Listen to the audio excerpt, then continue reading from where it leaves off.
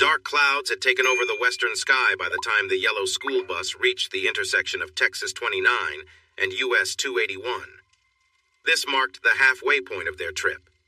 36 basketball players, 3 coaches, and 3 student trainers were traveling northwest on a 3-hour journey through the hill country to play their final district game, with the hope of a district championship at stake. The Mustangs were leading their tough district with 1 loss, while Coach Tim Kelly's Cougars and the Bulldogs were tied for second with 2 losses each. If the Mustangs won their game that night, the results of the Cougars' Yellow Jackets game would not matter for the playoffs. However, if the Mustangs lost and the Cougars won, they would have to play a game to determine the district winner. If the Yellow Jackets won and the Mustangs lost, there would be a 3-way tie, and they would have to flip a coin to decide the district representative. Both teams understood that the Mustangs losing to a team in 6th place was unlikely, but they were ready to play. They were cautious because Austin weathermen had been predicting the rare occurrence of freezing rain. They even mentioned the possibility of blizzard-like conditions, but everyone laughed it off. That almost never happened. The morning forecast had said that any freezing conditions wouldn't hit the western hill country until after midnight, so they were hurrying to get the game in before the weather turned bad. If the storm came as predicted, it would follow them home without causing trouble for the bus. Still, weather forecasts about a cold front meeting warm, moist air could be tricky. It had been nearly 8 hours since Coach Kelly last heard an update. When he checked at noon, the Bulldogs coach told him that the forecast hadn't changed, so the games were still happening. So, here they were, driving into a winter storm in an old school bus with a weak heater, hoping for the weather to hold long enough for them to play and get home safely, likely well after midnight. Coach Kelly parked the bus next to a large convenience store. He stood up to face the students and reminded them to represent their school and families well while they were inside. He told them that the bad weather coming meant they might not have a chance to eat after the game, so it was a good idea to grab some snacks now. They could eat a burger or something filling at the concession stand after their team played. The 2 assistant coaches went inside with the players to make sure they behaved in the store and to ease the worries of the staff that they might cause trouble. They were confident that the well-mannered kids would not do anything wrong, but it was wise to keep the store staff happy, so they waited by the doors until all the kids were back on the bus. Coach Kelly stood up, stretched, and walked around to get his blood flowing before driving the last 90 minutes to their destination. As he walked near the bus, he looked over the tires and checked for any leaking fluids. It was important to avoid a flat tire or any breakdown during this trip that featured winding roads and steep hills. He turned to look at where they were headed to the northwest, and noticed that the clouds were getting darker and closer in just a few minutes since he last looked. The speed at which the clouds were rolling in made him doubt the weather forecast about when the storm would arrive. He wished he had one of those new mobile phones that someone had invented years ago, but big companies didn't want to take the risk to build the expensive networks needed to make them work everywhere. Tim thought differently and planned to invest in the first company that took a chance, but for now, no one seemed willing to do anything but talk. Maybe he should invite those company leaders to join him on some of these trips so they could see how much they were needed, especially in rural areas. The players, trainers, and coaches were coming out of the store, so he hurried inside to use the restroom. As he left, he stopped to thank the cashiers for their kindness, and they praised him for the good behavior of the team.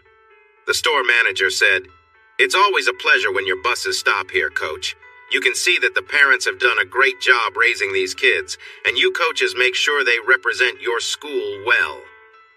Tim promised that the team would stop by again on the way home after the games, and he would share their compliments with the kids and their families. Feeling good, Coach Kelly walked out with a smile, only to be met by 2 uniformed sheriff's deputies. Feeling the gaze of 39 young people and 2 coaches on the bus, he stopped to greet the officers warmly. The taller officer spoke first. "Coach, we received a call from your transportation director. The cold front is arriving faster and stronger than expected, so the games are postponed. You need to head back immediately and ensure all the kids get home safely. It's not official yet, but reports suggest a strong storm is coming, and it will hit around 10 or 11 p.m. much earlier than expected. You should get moving, Coach." Can we follow you back to the sheriff's office to use the phone for a few calls? It would help us a lot since we want to avoid waiting in the cold for parents, he asked. We have a phone tree plan, so only one player from each team, freshman, JV, and varsity, needs to call their parents. It would really help us.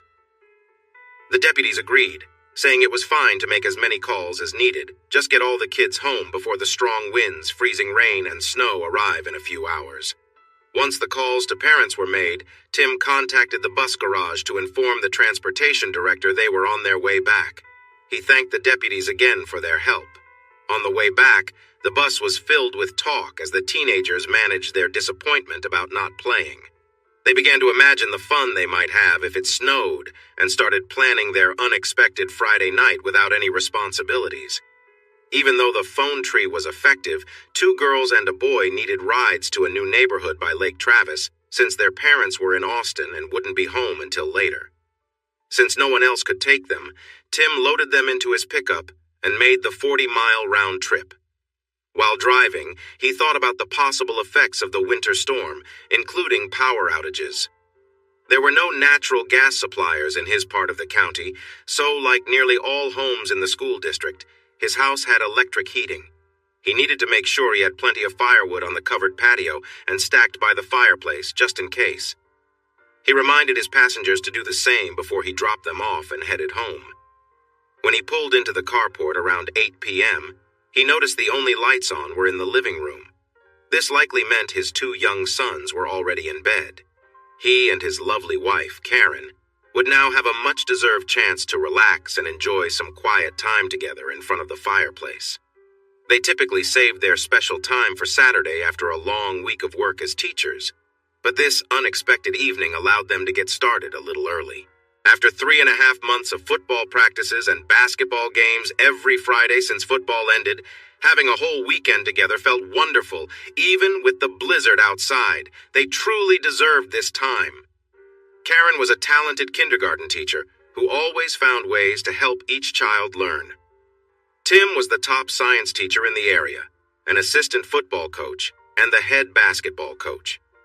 Their commitment to their jobs made them respected by their students, parents, and colleagues, but it also meant they had less energy for their marriage during the busy week. Saturdays and Sundays were for family during the day, and for each other at night. Sometimes they went out for a date night, but usually they enjoyed family time all day and spent the evenings together at home. After getting home, Tim filled a wheelbarrow with firewood from the pile by the fence and stacked it neatly by the wall under the covered patio. He worked hard, making the pile 6 feet high and 8 feet long. Just to be sure they had enough, he brought in one last load before parking the wheelbarrow near the sliding glass doors.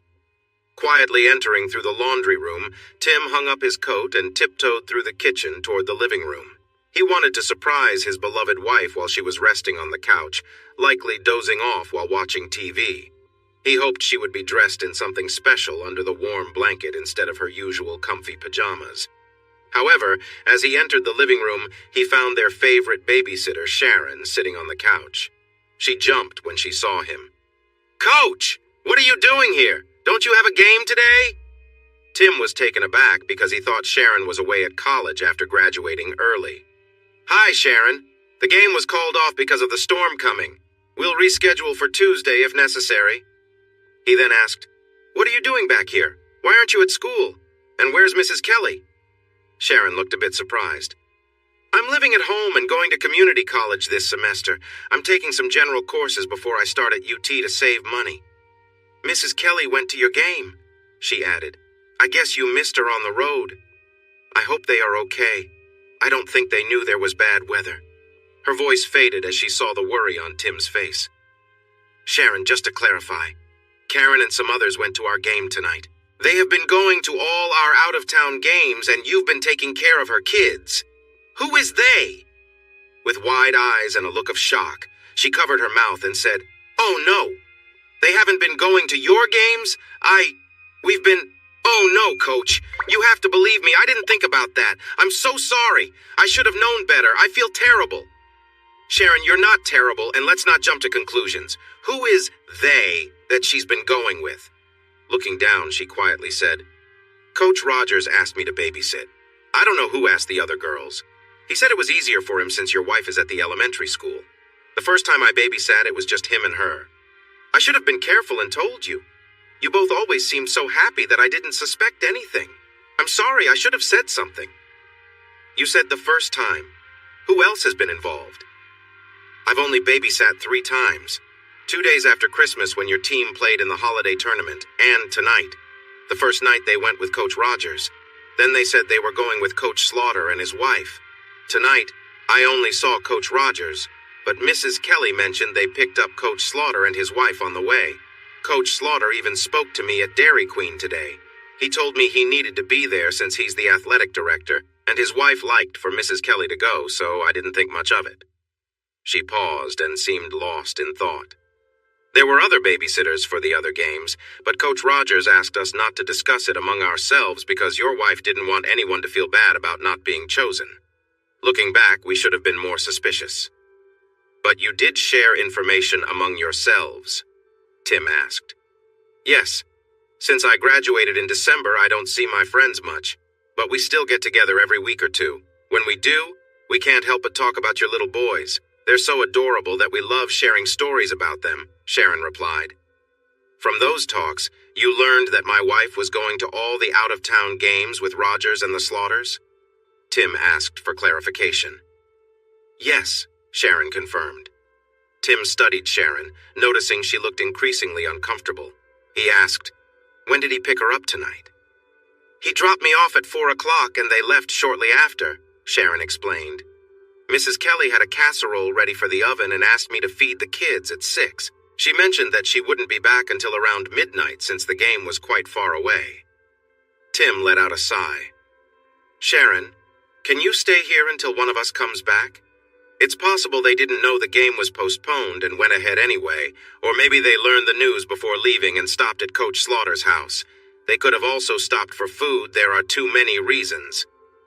I'm going to look for them before the bad weather arrives. If she calls, please don't mention anything about the game being postponed or that you saw me, okay? By the way, what was Coach Rogers driving?" She replied that she was busy until midnight but planned to stay. She also told him they left in Coach Rogers' pickup. "Where will you search? There are so many places. I have no idea where they might be, so I'm going to drive back to the high school to see if Coach Slaughter's car is there. Then I'll drive around to look for it. I'll also try to find out from the transportation director if they got the message about the game being canceled. If they did, I'll check homes, bars, and restaurants instead. Sharon, I promise I'll come back here to help you and the boys. I won't leave you alone during the storm." She smiled at his words, but then frowned. "What will you do if you find them, Coach? Please don't get mad and do something that could cause trouble. You are my favorite person, and I don't want anything bad to happen." Tim reassured her. "Sharon, you didn't cause this. Don't worry, I just want to make sure they are okay. There could be a good reason for all this, and I'll listen to her, but I don't intend to cause harm, just have a talk." She nodded, and he asked her to check on the boys and to get the flashlights and lanterns from the guest bedroom closet in case of a power outage from the storm. As she headed down the hall, he opened the coat closet by the door. He took out a pistol, a shotgun, and a lever-action rifle. He brought the guns to his truck, returned for his bag of ammunition, and put on a heavy coat he had gotten for a hunting trip in Colorado. He built a decent fire in the fireplace, lit the wood, and closed the screen. Pulling a wool cap over his head, he turned to find Sharon standing behind him with a flashlight. He told her, "Maybe you should get in bed, cover up, and rest. We might be up late tonight. That way you will be close to the boys' room in case they wake up and need something. Keep the phone by your side, keep the fire going, and if someone calls, act as if everything is normal. I'll be back soon." She placed her hand on his arm, looked into his big blue eyes, and reminded him to be careful. Then, she walked down the hall to the bedrooms. He grabbed his camera and some film rolls and hurried to the truck. Even with the carport shielding him from the cold wind, it was freezing outside, and the worst of the storm was still far away.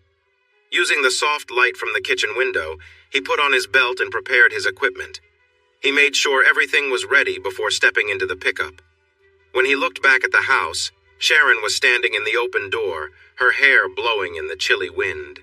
She appeared worried, and her outfit was not warm enough for the weather ahead. He promised himself he would get her home as soon as he could.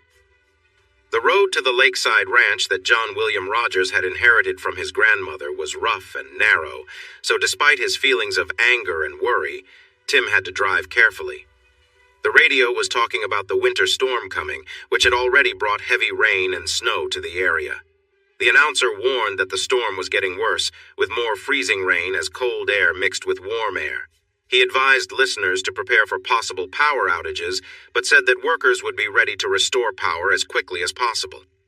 These warnings made Tim more determined to return to Sharon and his sons. He thought carefully about his plan. He couldn't leave them alone all night without light or heat, so he needed to make sure he did things right. He had 4 questions to answer.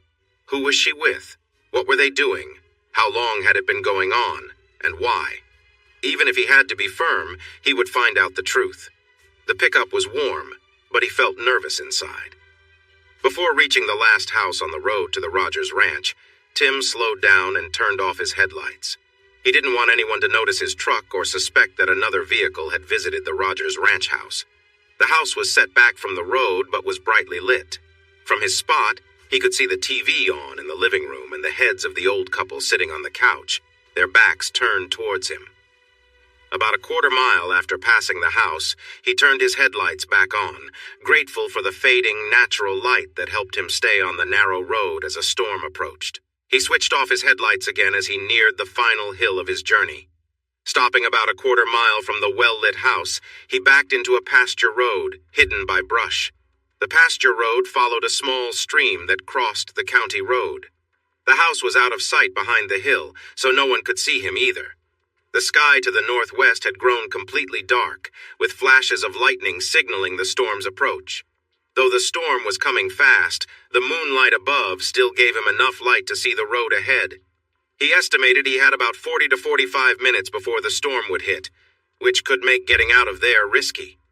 He pulled the belt and scabbard from the console, securing his knife across his left shoulder where he could easily reach it. He slung his rifle over the other shoulder and hung a camera around his neck.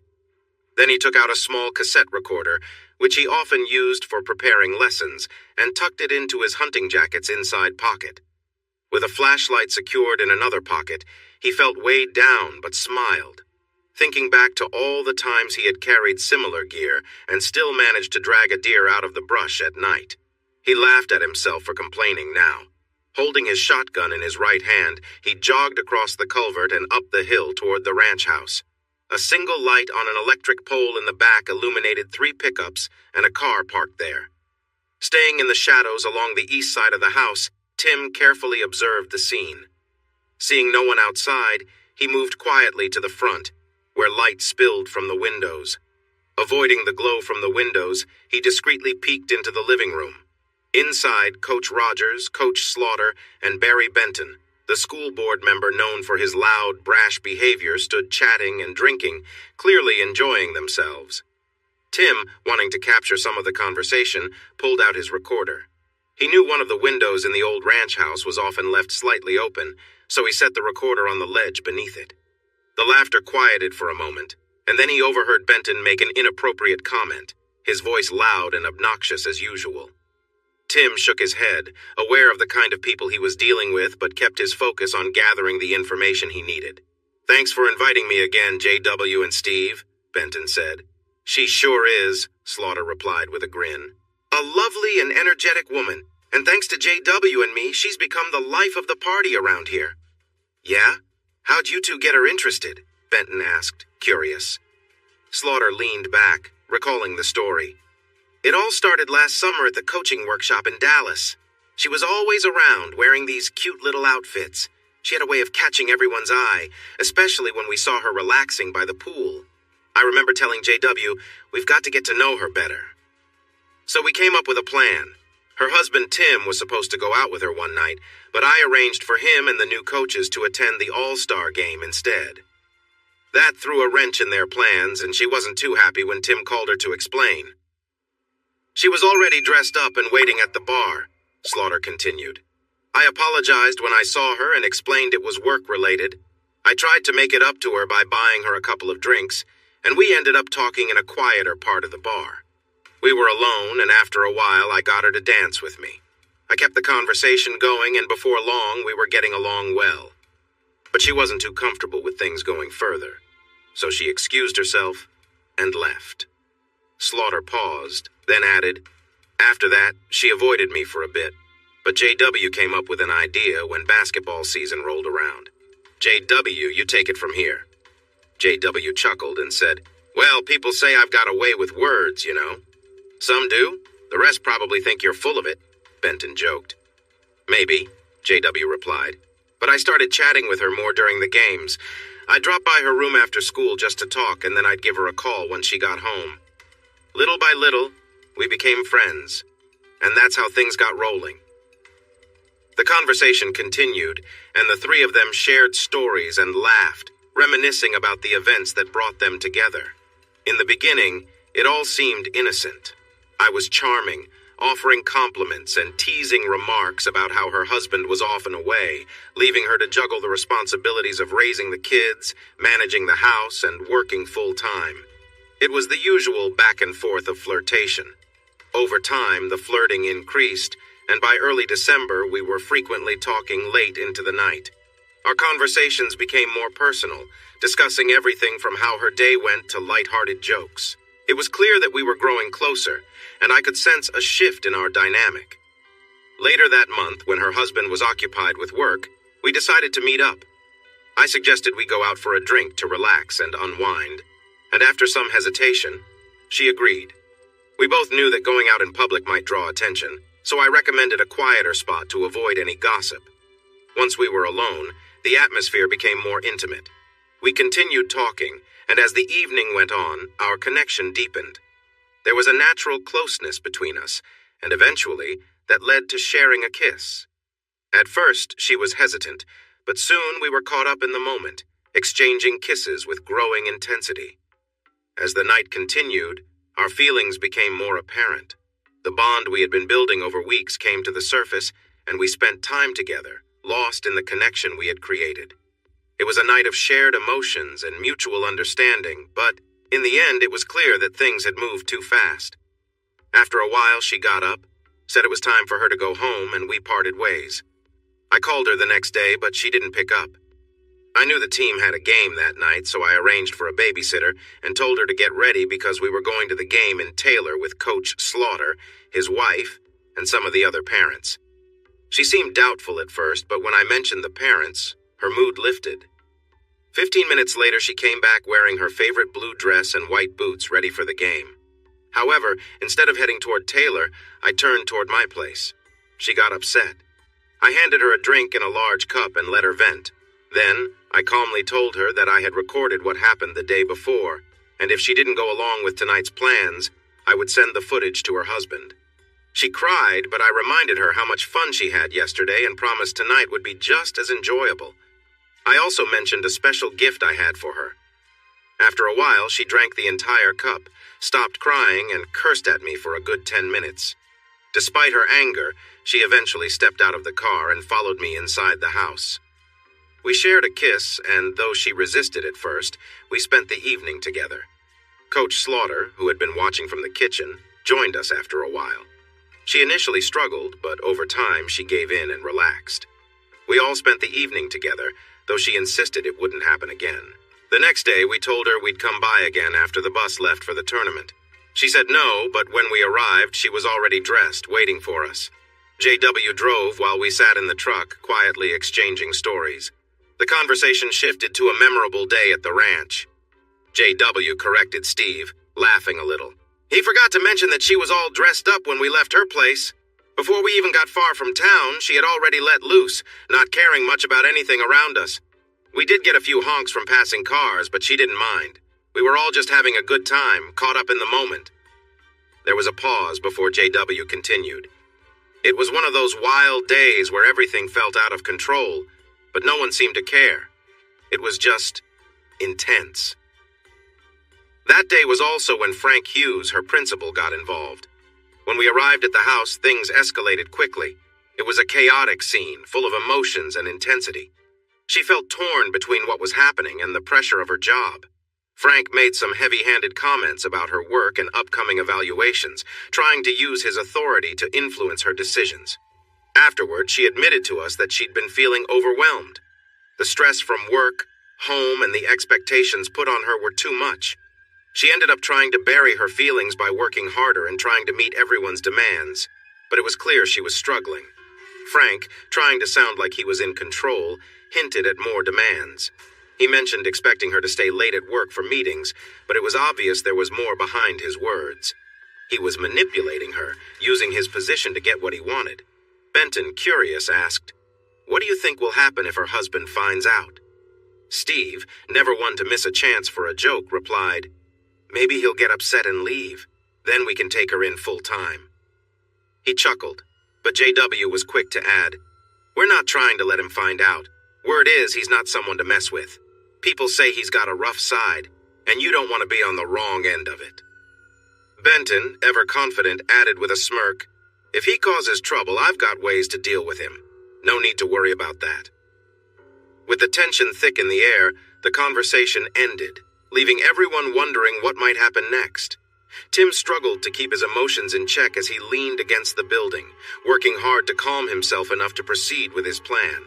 The wind picked up, and he felt a few drops of rain hit him. He retrieved his recorder and quietly made his way around the house to the bedroom Frank had come from. The windows were slightly open, and the curtains and blinds were drawn back, giving him a clear view and allowing him to hear everything inside. Even though Tim knew what he was going to witness, seeing it still shook him deeply. He couldn't believe that the woman he had once cherished, his wife and the mother of his children, could be involved in such a betrayal. His stomach churned, but he steadied himself and began taking pictures, his mind set on gathering evidence for what needed to be done. In the bedroom, two men stood beside the bed where his wife was with another man. The younger man was unfamiliar to Tim, and one of the men in the room was filming the scene. When the younger man finished and stepped away, Tim recognized him as Larry Barnes, someone Tim knew through work. Larry made a rude comment about how Tim couldn't satisfy his wife, mocking him openly. Karen, who had been involved in the situation, stopped the next man from approaching her and playfully asked Larry to come back to her. Larry, clearly amused, laughed and made light of the situation but didn't return to her side. Tim's heart was heavy as he continued to document what he saw, knowing that his life had changed forever. After dealing with the situation, Karen said, "If we were married, you wouldn't be able to meet my needs either, would you? You are my 5th partner tonight, and you didn't come close to satisfying me. I've been with you, just like I did with the others, and then I will keep going if you can keep up." She continued, "Larry, you may think highly of yourself, but let me remind you, you have not measured up. You can't compare to Tim, who lasts much longer and knows how to really please me. If I gave Tim another chance, he would be right back here within minutes." With a firm voice, Karen said, "If you ever speak poorly of Tim again, I won't hold back." With tears in her eyes but strength in her voice, she added, "It's not Tim's fault if I have high desires, but he knows how to take care of me better than you do." Larry responded with an insult, and she simply said, "Exactly," as he left the room looking defeated. Feeling the tension lift, Karen got off the bed and moved to the restroom, then into the living room. Tim returned to the window just in time to hear Karen say firmly, "I'm done. I need to go home now." Her friends were not happy to hear this. Steve, JW, Frank, and Benton took turns trying to change her mind, promising to keep Larry away if she stayed a little longer. JW came over and put his arm around her. "We promised we would send you home happy, not upset. Just have a drink with us for a bit, then we can figure out what to do next. There's no hurry. We all care about you, and we want to make sure you have a good time. Plus, if we manage to film this 5-person scene tonight, we can take a break for a while after that." JW told Larry, "You need to apologize to Karen for what you said earlier, then grab your things and head home. We wouldn't want your wife worrying about where you are, would we?" Tim was almost finished with the second roll of film, but with everyone trying to convince Karen to stay, he quickly decided to slip into the bedroom and grab the videotapes from the cameras they used. When Tim entered the bedroom, he quickly removed a tape from the tripod near the foot of the bed and replaced it with one from a stack of blank tapes sitting on a chair. He did the same with the camera that had been left on the bed. As he was about to leave, he noticed more tapes on the bookshelf by the door. He grabbed the pillow that had been on the bed, removed the case, and stuffed the pillow under the bed. Looking over the tapes, he chose the ones labeled KK and added another marked Highlights. Then, without paying much attention, he grabbed several other tapes and stuffed them all into the pillowcase until it was full enough for him to tie and carry. Stepping back outside, the cold wind hit him hard, now mixed with freezing rain and sleet. Tim realized he didn't have much time. He hurried back toward his truck, carrying a shotgun in one hand, the pillowcase in the other, and a rifle slung over his shoulder. When he reached Larry's car, something about seeing it sparked a sudden rush of anger in him. Pulling out a knife, he slashed the tires and muttered to himself about how Larry deserved it. His rage not fully satisfied, he went from one vehicle to the next, puncturing all their tires. He even scratched the paint on Larry's car with his knife, feeling a twisted sense of satisfaction. Tim's anger had now shifted to destruction. He thought about the threats they had made against him and his family. They had said they would kill him if he ever found out, and now he had. It felt like the choice had been made for him. As the wind picked up and the storm made visibility worse, a new idea crossed his mind: cutting off their power. He considered shooting the transformer, but then remembered there was a backup generator in the pump house. He rushed over, grabbed an axe from the shed, and smashed the generator until it was beyond repair, gasoline spilling onto the floor. Laughing to himself, Tim felt a wild energy rise within him, something he hadn't felt in years. He looked around, thinking about what to do next. Tim felt a surge of anger as he looked around, seeing mostly useless things. In a fit of frustration, he swung the axe at the electric box for the pump. It didn't really help anything, but it let him release some of his pent-up rage. With the axe still in hand, he stepped outside and followed the telephone line back to the house, cutting it. Without a phone, they wouldn't be able to call for help when they realized their vehicles had no tires. And once he took out the transformer, they would find themselves in deep trouble. He started to think about revenge. The big question was whether he could actually go through with it, knowing it could hurt the people he once cared about, including the mother of his children. Standing in the blizzard, he looked at the brightly lit house. Inside was the woman he had loved for 6 years, and he couldn't help but feel a mix of sadness and anger. The house contained several men who were around her now, men he knew well. Even though Larry had tried to get rid of him, no one came outside. Tim decided to take one last look for himself. He caught sight of Karen in the bedroom, and the sight filled him with rage and hurt. His heart raced as he realized the reality of what was happening, and he felt his love for her fade away. With a heavy heart, Tim thought to himself that maybe it was better for his sons to grow up without her negative influence. He took some pictures with the last of his film, capturing moments that he never wanted to remember. The scene was chaotic, and he turned away from it, trying to gulp down the anger as he walked back to the pole. Against the fierce wind and with the sky cracking with lightning, Tim stepped back a few paces and aimed his shotgun at the transformer line. He waited for a flash of lightning and fired just as thunder rumbled, hoping to blend the noise with the blast. In an instant, sparks flew, and chaos erupted as the line seemed to burst. The lights in the house went dark as he hurried away from the dangers of the snapping wire. Feeling satisfied, he ran toward his truck. Once he reached the edge of the brush, Tim paused and glanced back at the house through the swirling snow. He saw a flashlight shining and noticed a man come out the back door, yelling to the others, "Wow, the blizzard is here! Oh no, the power line is down, sparking near our trucks! Get dressed! We need to leave now!" His loud laughter was lost in the storm as he turned back to his truck. The rain and sleet had changed into a heavy snowstorm, making it hard to see. He walked about 100 yards when he heard a loud noise and the sky lit up. Looking back, he saw a fire burning somewhere behind the house, likely in the pump house or one of their trucks. He chuckled and kept going. The bushes on each side of the road helped guide him through the gully to the pasture road, where he finally saw his truck through the snow. It was covered in ice, and even with the strong wind, snow stuck to the ice. Tim started the truck and turned the heater on high.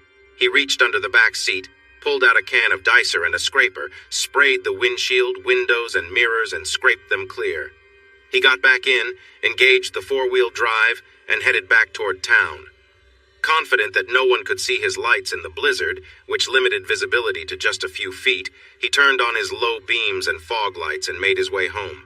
He couldn't see the ranch house and hoped the elderly couple there wouldn't spot his lights. Suddenly, the dark sky behind it lit up and then faded. One of their trucks was gone. He laughed again and focused back on the road. It was slow going, but he made it off the dirt road and onto the pavement leading to town. There was no traffic, but he had to drive cautiously because he could barely see a few feet in front of the truck. The headlights shone brightly but quickly disappeared into the falling snow. As he drove, he thought about the unusual group that his wife was involved with. If he found her with someone handsome, he might have understood, but not this group of unappealing, out-of-shape men. What was going on? J.W., the first man involved, was shorter and heavier than Tim, with an average build. He may have been nice-looking years ago, but he now looked older than his age. Steve was about 5'8", tall, and looked quite heavy. He might have had some advantages, but his size was a clear issue. Frank was 6'2", but very thin, with noticeable features and an odd hairstyle. Frank was also older, and Benton was shorter and heavier with a lot of features that didn't help his appearance. He worked as a lawyer, but most of his money came from his family. His current wife was his third, and after losing a lot to his first 2 divorces, he knew he couldn't afford another if this one didn't go well. They had a contract to protect his assets, but he made it very strict if she was unfaithful. She agreed, but wanted the same level of protection for herself. He thought the arrangement would keep her in line while he continued to have fun. However, if the pictures of that wild party got back to her, it would be a disaster for him. John Allen was your average insurance agent. He looked all right in a suit, but without clothes, he didn't impress anyone. He was a bit overweight with skinny arms and legs. His boss, Joe Ward, was even heavier and always wore suspenders to keep his pants from falling down. He often claimed this would be his last job before retiring, but he also liked to brag about his prowess in various areas, so it was hard to tell what was true.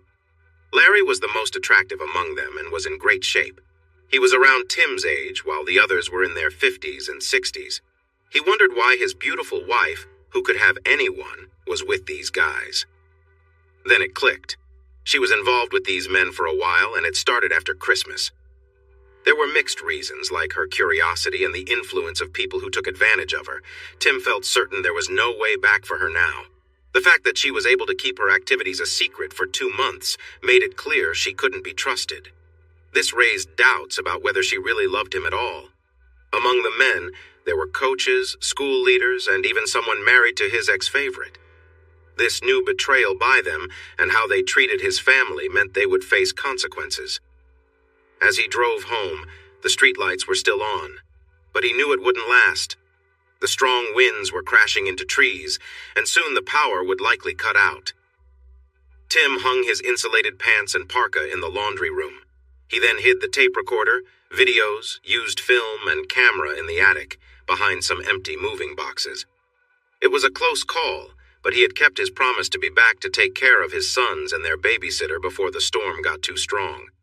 The storm had definitely arrived, but he could still wake the boys and take their 18-year-old babysitter Sharon home to her parents. Sharon heard him come in from the laundry room and met him in the kitchen with a worried expression. She hugged him tightly and asked if he was okay. She insisted he take a hot bath and put on warm clothes before he got sick. Tim found it interesting how women seemed to know just how to care for others. "Sharon, it's really bad outside. Won't your parents worry if you don't come home?" he asked. "No, Coach. I called them when the storm started. I told them I would stay here because it was too dangerous for you to drive me home. They said it was all right. We should build a big fire and stay warm until the storm passes, since the power might go out soon." Tim smiled and lifted her chin to look her in the eyes. "You are very smart, Sharon. I can't thank you enough for all you've done for me and the boys tonight." "You can thank me by getting out of those wet clothes and getting everything ready before the lights and heat go off," she replied. Tim noticed that Sharon had already started a fire. He could feel the warmth from across the room. She had also gathered his kerosene lanterns and flashlights, setting them on the coffee table nearby.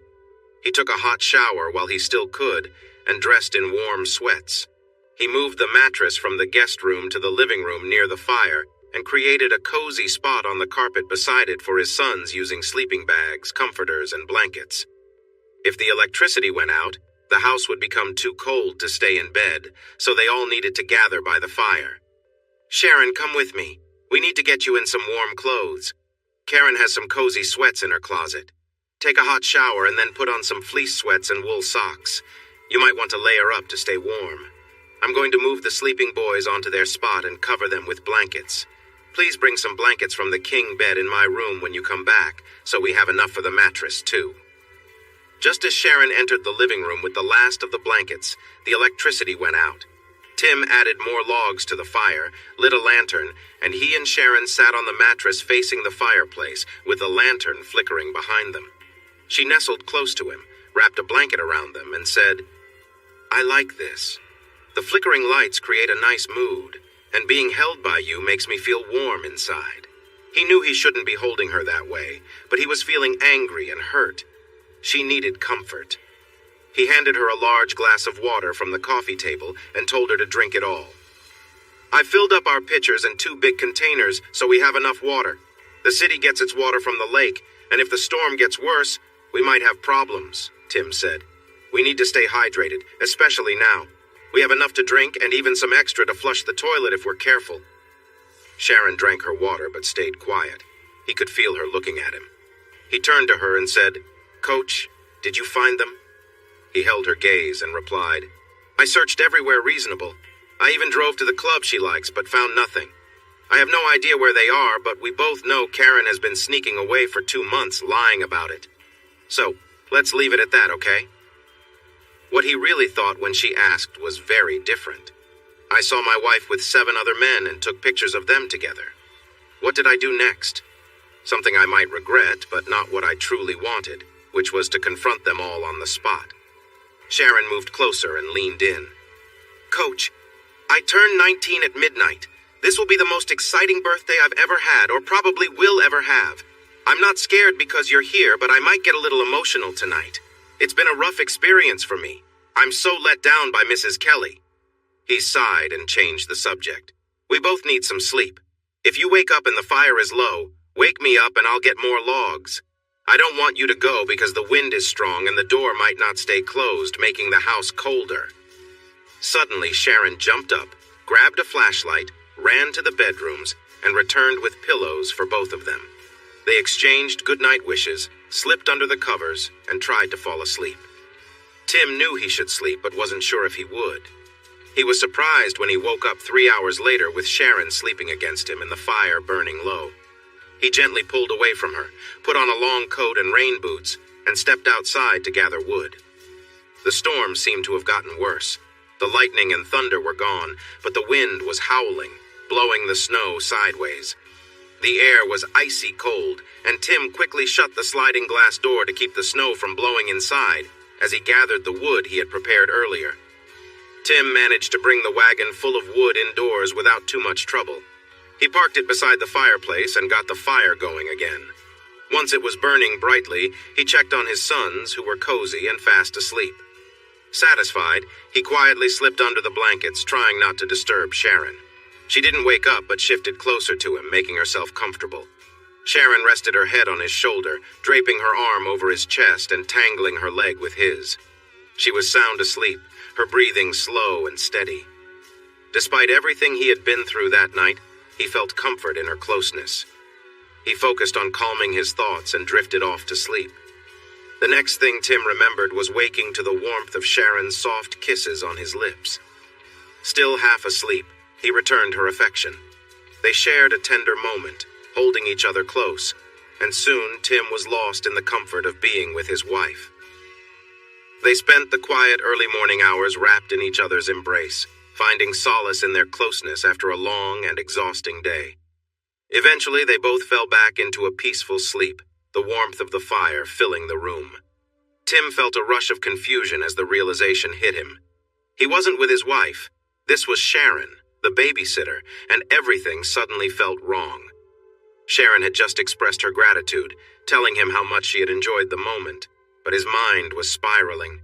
She nestled beside him, her body resting against his, still basking in the aftermath of their shared connection. "Tim, this is the best birthday present I've ever gotten," she said softly, kissing him once more. but he could barely focus on her words. His thoughts were clouded with guilt. Sharon's gentle touches and kind words were filled with innocence, but Tim's conscience was fighting hard to regain control. He struggled to maintain his composure, scolding himself internally. This isn't right. She's young. She trusts you. He couldn't allow things to go any further, no matter how much his emotions were tangled. He gently pulled his hand away as Sharon's expression changed, her eyes searching his face for signs of hesitation. He knew she was looking for reassurance, and although she didn't find guilt there, Tim knew they needed to stop. "Sharon, we should stop," he said softly, trying to break the moment as gently as possible. Sharon nodded, though she seemed a little confused. After a moment, she gave him one last soft kiss before moving to the side and getting dressed again, pulling her comfortable clothes back on. Tim sat in silence for a few seconds, trying to process what had just happened. He knew that stopping was the right thing to do, but the weight of his choices pressed heavily on his mind. Without saying anything else, he stood up, telling her he needed to get more wood for the fire before anyone else woke up. From all the times he had seen her in short shorts and her dance team uniform, he knew her legs were among the best he had ever seen. But now that he had seen everything else, he realized her beauty from head to toe was truly special. Feeling a rush of thoughts overwhelming him, he shook his head and turned his attention back to his chores. He pulled his shirt down, found his sweatpants, put on his rubber boots, buttoned his overcoat, and walked to the sliding glass door where the firewood was kept. Tim opened the heavy curtains and was amazed to see that his yard, the outbuildings, the trees, and everything else was covered in snow. Seeing such a winter scene in central Texas felt unreal.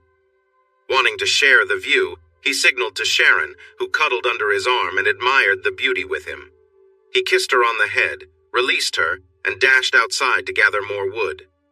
Once the fire was going again, he walked down the chilly hall to the even colder bedroom to grab his battery-powered radio. The early news was all about the weather, the ice and snow, the fallen power lines and outages, the dangerous driving conditions, and the many closed roads. He listened until he got too cold, then turned it off and returned to the living room. As expected, the boys were up and hungry. Sharon had poured their favorite cereal into bowls, and they were eating at the coffee table while chatting excitedly with her. She looked so sweet talking with the boys, but the way she looked at him when he returned was a clear reminder that she was all grown up. He took a seat beside her, trying to push his thoughts away. Mark and Patrick were so excited they could barely speak. Tim explained that it was kind of like camping, but at home. They cheered and laughed, but then little Mark looked around and asked, "Where is Mommy? She likes to camp with us, and I miss her." "Mark, sweetheart, she stayed with friends last night because the storm made it too dangerous to drive. Maybe she can come home today, but I'm sure she will be here by tomorrow. Sharon is staying because she can't go home either, and you boys can bring all your toys in here to play all day." Both boys protested loudly. It was their first snowfall at home, and they wanted to do all the fun things they had seen on TV. Tim put them off for an hour, but they were persistent, so he bundled them up. Sharon put on one of Karen's ski bibs and boots, and Tim hurriedly pulled on a heavy jumpsuit he wore for hunting. He grabbed the Polaroid camera and took everyone outside. The fun lasted only until the 25-degree weather made building a snowman and throwing snowballs less enjoyable. They quickly hustled back inside. The boys took off their wet gloves and clothes and warmed their little hands and bodies by the fire while Tim and Sharon changed. After their chilly adventure, the boys were happy to play with their toys on the carpet next to the fire. By 10 o'clock, the strong winds had calmed down and a bit of sunshine peeked through the clouds. Tim knew the sun would start melting the snow. He figured that Karen's friends would soon bring her home once they could fix their cars or get a ride. He turned on the little radio again and listened to various reports. A few caught his attention. It was snowing less south of Austin, but it was worse to the north and west. San Marcos and towns to the south were back to normal, while places like Williamson, Bell, and Lampasas counties still had no power, and many roads were closed. The hill country had more trouble, with over 6 inches of snow sitting on top of a slippery layer of ice from freezing rain. The high school where he worked had some damage to its roof. but the police had trouble finding the superintendent for instructions. They asked people who knew where he was to contact the sheriff's office as soon as possible. Tim smiled and quietly hoped that the roof had fallen in on the superintendent and his group. He didn't include Karen in that wish because he didn't want to upset his sons. Her behavior had made his heart hard. Tim thought about what to do next and decided he needed advice from his lawyer who lived nearby. His gut told him to stay home and face Karen and the friends who brought her back, but his mind said he should talk to his lawyer first to avoid making mistakes.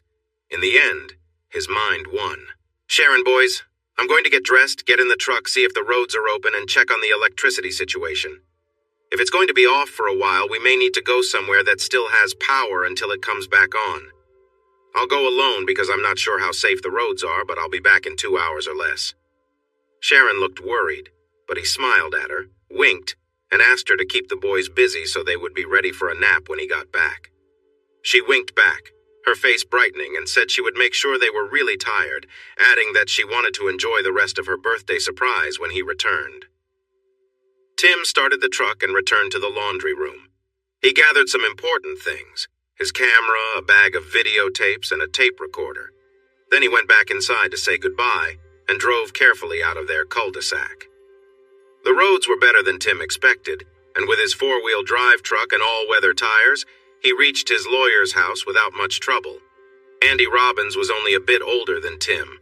He had gone through a tough divorce a year ago when he found out that his wife was involved with her boss. He discovered this when he returned home to grab some papers and caught them together in his room when they were supposed to be at work. Andy was understandably upset and confronted the man.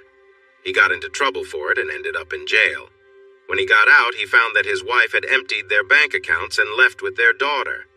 During the divorce, Andy managed to secure primary custody of his child and a ruling to get his money back. However, his wife and daughter were still missing. He got her boss fired, but then the man vanished too, and people suspected that he was with Andy's wife somewhere, using Andy's money. Because of all this, Andy worked long hours and spent his free time feeling angry and upset. When Tim showed up unexpectedly at Andy's door on a snowy Saturday, Andy was surprised. He listened as Tim shared his own sad story. After Tim calmed down, they talked about what to do next. Andy looked through his law books for similar cases, and they made a plan. Tim wanted to end things with his unfaithful wife, gain full custody of his sons, and avoid losing all his money in the divorce. Andy also had some goals involving 2 coaches and other school officials, but those could wait. Right now, their focus was on Tim's situation. Being an early buyer of a laptop, which had cost him a lot of money, Andy promised to have Tim's papers ready by Monday, if everything worked well. Thinking Tim might have been seen today, Andy suggested he report his wife missing to the police. When Tim arrived at the local police station, he found most officers gathered there. They were surprised to see him and listened closely when he explained why he was there. Some officers looked curious as they wondered about the reasons behind Tim's wife disappearing during the snowstorm. The police chief mentioned that many people were reported missing, likely because with phone service down, anyone away from home during the worst of the storm couldn't call to check in. They reported that the rescue teams had found several people who had sought shelter when the snowstorm started. The sergeant reminded Tim that his wife was young, healthy, and smart, so he felt sure she would be all right. They promised to add her to the list right away, and the police and emergency workers would be looking for her. The chief asked for a recent picture of Karen. Tim searched through his wallet, chuckled, and said, "I hope this doesn't get shared." He handed over the only photo he had, a picture of his wife outside by the Barton Springs pool. Everyone looked at it closely. As Tim was putting it back in his wallet, one young officer quietly commented that he understood why Tim wanted her found quickly. Tim and the others shared a laugh, and the sergeant asked for more details that could help. Tim remembered coming home early after the basketball games were called off. He found his young sons with the babysitter who had no idea where his wife had gone.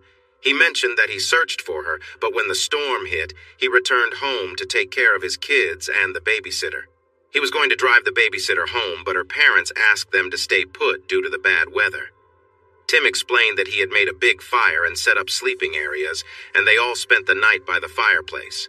The babysitter was with his sons now, but he wanted to go back to take her home since the roads were getting better in his four-wheel drive. The officers reassured him they would keep an eye out for Karen and wished him luck with his two energetic boys. Before heading home, he drove out to the county lane toward JW's ranch and saw that the snow-covered road was untouched. He smiled and returned home. Sharon greeted him with a smile and a shh, pointing at the sleeping boys. After he took off his coat and hung it up, she hugged him tight and said she was ready for her surprise now. Tim gave her a gentle kiss and explained that his lawyer had advised him to take her home quickly to avoid problems with his upcoming divorce. She looked disappointed, but after he explained further, she said she understood, but wanted a rain check. With a smile, Tim assured her that she would get her surprise at the right time. They talked about what to do if Karen showed up at her parents' house, with or without anyone else. He shared his plans for the weekend and Monday.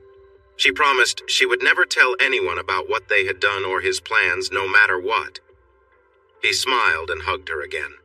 She moved close to him, and he gently pulled back enough to ask, "Sharon, can we please wait until things are more settled? It's not that I don't want you."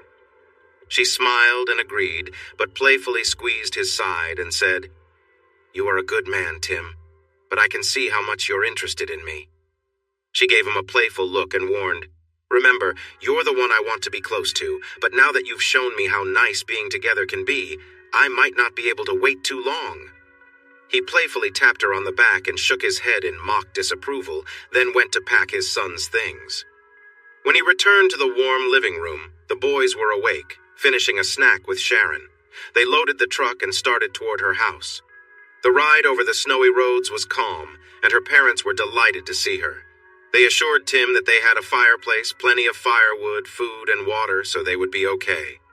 Her family started heading back to the house, bundling up against the cold wind. Sharon opened the back door, kissed the boys goodbye, and told Tim, "I'd like to help you in any way I can, Coach. Just let me know what I can do." Tim turned to her and said, "Actually, I have something for you to do." Sharon smiled. "Consider it done," and walked toward the house in a way that definitely caught his eye. He grinned and honked as he pulled away, wondering if there could be a future for a connection between a 19-year-old and a 26-year-old. Probably not, he thought. But she was quite charming from head to toe, and he admired her youth and energy. Perhaps a close friendship between a recently divorced man and a college student could work, especially when summer came. Tim stopped by the police station to inform them he was taking his sons to stay with relatives in the South until the power was restored.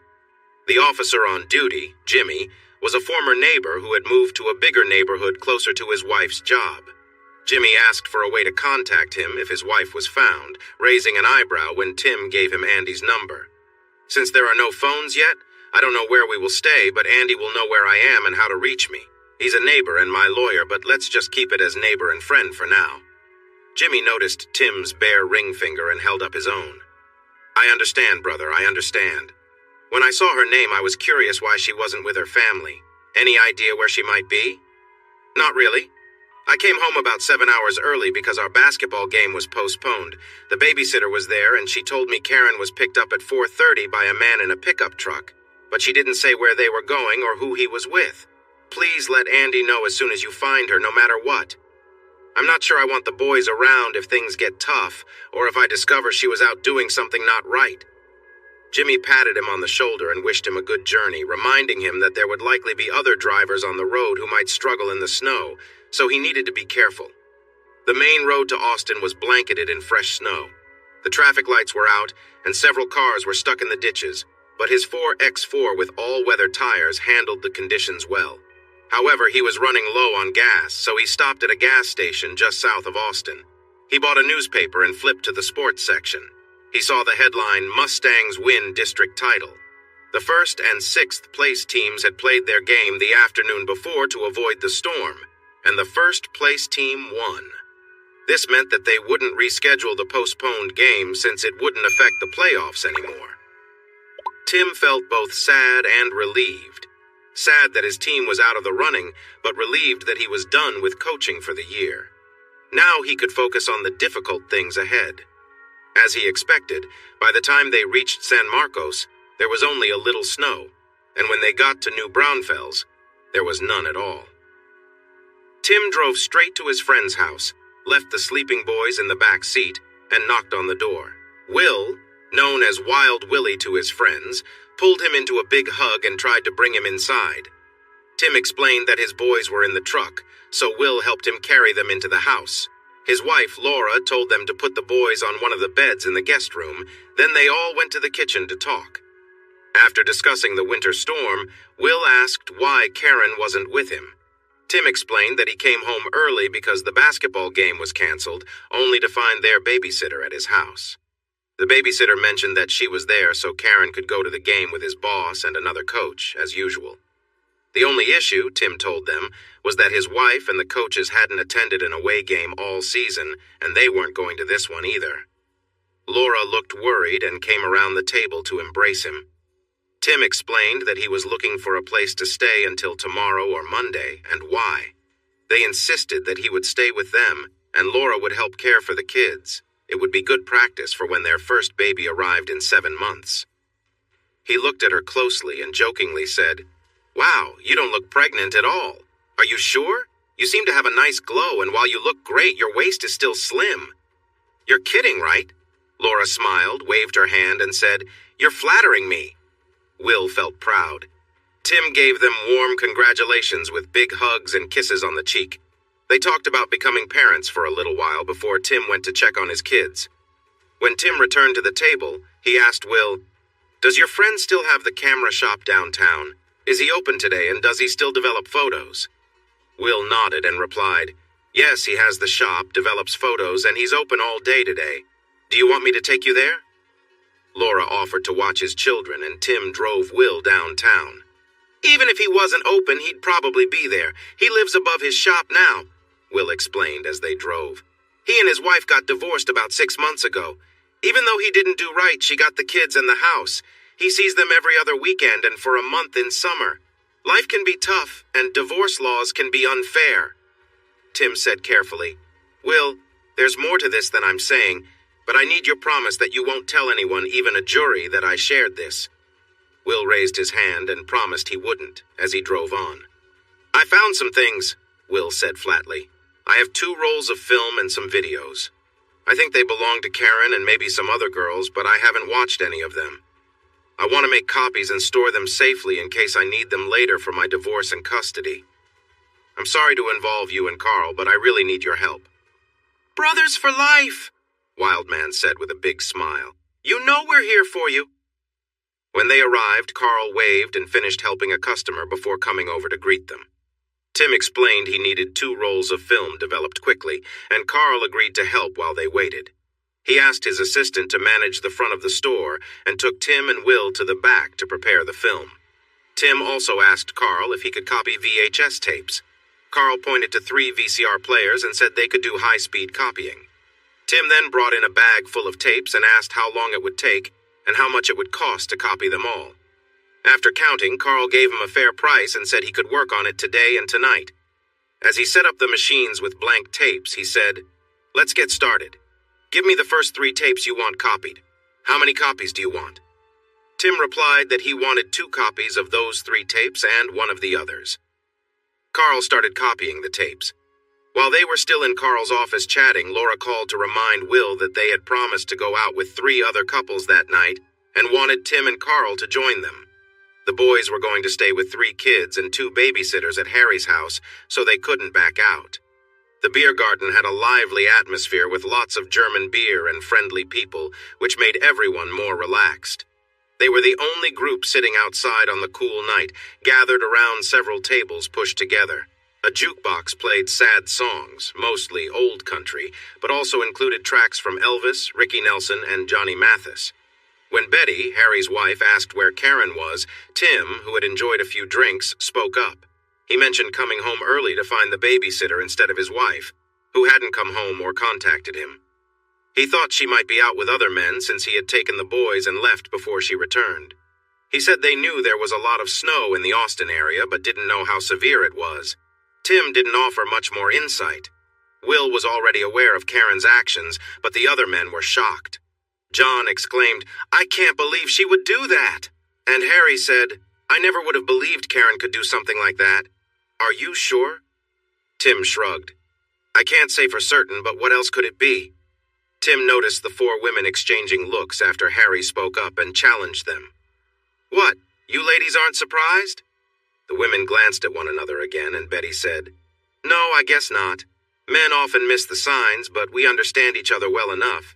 The last time we were all together, she was flirting a lot when you weren't around. So what? Harry replied. You all flirt too. Does that mean you are seeing other men? There are limits to my flirting, and part of it is to remind you how lucky you are to have me, Betty said. But remember when you had to look for me at a dance because I hadn't come back for a while? You remember how she said she was feeling sick, but then went back to having fun? Betty's comments caught Harry off guard, and he stumbled in his response. Okay, but you know those two are often not truthful. We didn't believe a word because Will, John, and I were outside and nothing really happened then. Laura spoke up, looking at her husband. Harry, John, Corky, Will, has Karen ever made you uncomfortable on the dance floor or anywhere else? Has she ever flirted with you? Maybe kissed you? Laura asked, her voice curious but serious. Will turned red, stammering. She was drunk. It didn't mean anything. Are you sure? Laura pressed. And are Vic and Louis lying, or are you all telling the truth when you claim nothing really happened? You sound as uncertain now as when I first asked you. The women turned to Tim, and Laura continued. We're sorry, Tim. We would have told you if we had solid proof, but we've had our suspicions. We know she loves you a lot, but something's been different since after Mark was born. She used to be all about you, always talking about how much she loved being with you. She would share way too many details with us, but there was no question that her life was all about you. Lately, though, after a couple of drinks, it seems like she's looking for something else. Maybe, given what you think you've learned, she has started finding enjoyment with others, too. Tim looked thoughtful, but then chuckled. It's not that I doubt my wife could handle these guys if she wanted to, or that they wouldn't try if given the chance. But really, 5 men in 20 minutes? That's hard to believe. Betty laughed sarcastically. Well, it wouldn't be the first time. The other wives chuckled, too. Tim pointed playfully at the 3 men, then let his hand fall limp, making everyone laugh. The 3 men, however, looked embarrassed and guilty. Tim was still processing Will's shaky denial and everything the women had said when Carl walked up and introduced his cousin and her friend. The mood shifted quickly. Carl's cousin from Tennessee and her friend from Georgia, both students at Trinity University in San Antonio, had surprised him by showing up at closing time, insisting he take them out for the night. He brought them to the beer garden where the group was. They all drank too much, shared loud stories, danced with one another, and even said some over-the-top goodbyes to people who weren't their spouses. Throughout the night, Tim's mood swung between sadness, happiness, and deep thought. The group tried to keep his spirits up, with each woman taking turns to distract him with light-hearted dancing and conversation. Tim spent the evening enjoying the company of friends. At the end of the night, as everyone said their goodbyes, each of the women gave him a quick kiss, trying to outdo one another. Serena was the last in line and gave him an especially bold farewell, slipping her phone number into his pocket before stepping away, saying, "Call me," with a smile. With the goodbyes finished, the group gathered by their cars, deciding who was sober enough to drive. Wildman, clearly far too drunk, handed Tim his car keys, mumbling, "You drive. I've had way too much, and Laura doesn't like driving at night." Laura looked at Tim, assessing if he was sober enough, and eventually nodded in agreement. Wildman got into the passenger seat without hesitation. Tim opened the back door for Laura, but she insisted on sitting in the front to keep an eye on his driving, speaking in a tone that left no room for debate. They squeezed into the front seat, with Tim taking the driver's seat and Laura in the middle. It was a bit of a tight fit, and Laura had to adjust herself around the gear shift, her dress riding up slightly as she settled in. Tim noticed this, but focused on driving. As Tim started the car, he teased Wildman about how easily he'd fallen asleep after drinking so much. Laura responded with her own jab, reminding Tim that since he had bought some of those drinks, it was only fair that he would be the one to help Wildman inside when they got home. The banter between them was light-hearted, and though there were a few moments of awkwardness due to the close quarters, Laura kept her eyes fixed on the road ahead. Tim drove carefully, shifting gears as they moved through the dark, winding roads. Though the situation was a bit awkward, it was clear that everyone was ready to call it a night. The silence in the car, with only the soft sound of the engine and the road beneath them, set a calm tone for the ride home. Tim was more than a little tipsy as he drove, and his thoughts were all over the place. Sitting next to him was Laura, his friend Will's wife, someone he should definitely not be thinking about in this way. Still, memories of Will and Laura's open relationship made him curious. Maybe it wasn't such a big deal after all. As he drove, Tim found himself distracted by Laura's presence. He reached out, lightly touching her leg, thinking about how far he could push this. His hand moved higher on her thigh, and though it felt wrong, he excused his actions by reminding himself of what he'd heard about Will and Karen. Laura didn't pull away or say anything, so Tim let his hand linger, testing the waters. The hem of Laura's dress slid up as Tim's hand moved. It felt like everything slowed down when her dress revealed more of her legs. Laura remained quiet, her expression unchanged, but she finally spoke as they neared a stop sign. "Eyes on the road," she said calmly, but she didn't pull her dress down either. Tim quickly focused on driving, but as soon as they were moving again, his hand returned to her leg. They drove in silence for a few more minutes, the tension thick between them, though Laura didn't acknowledge it. When they reached their destination, Tim parked the car and turned off the engine. He looked over at Laura, feeling uncertain but curious. Will was still sound asleep in the back, oblivious to what had been happening.